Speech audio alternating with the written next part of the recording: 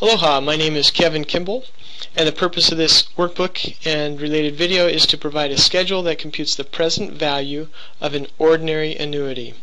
Ordinary annuities, as you recall from a prior class, is an annuity where the annuity payment is made at the end of the period, and therefore the current annuity payments would not earn any interest. So if you make a payment, an annuity payment in a given period, that would not start earning interest until the following period. With that in mind, there's certain key variables that you're going to need in computing present or future values. Those are the annual interest rate, the number of periods, the payment amount, and whether this is an ordinary or an annuity due. Ordinary annuity or annuity due.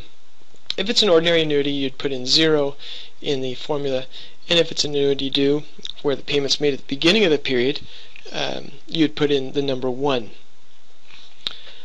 In this case, we'll be computing present value, and therefore we know the future value. Notice over here on the left I use the actual names that appear in the formulas, Excel formulas, and here is more of a common way of describing those. I'll have an answer section where I have computations of present value, verification of future value, and some check figures.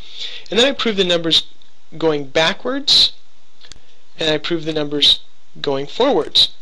So in this case, what I'm saying is if I had $1 million 10 years from now and worked backwards, deducting the payment, deducting the interest, all the way back 10 years, I should come to 0, which is the present value.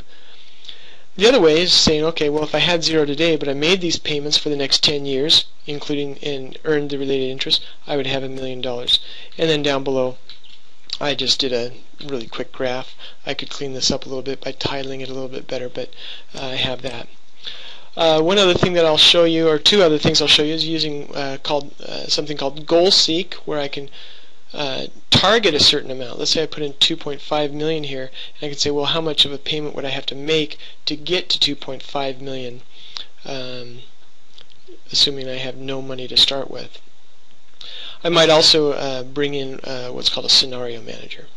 But that's the purpose of this video, is help you feel really comfortable with the present value and the future value formulas for annuities.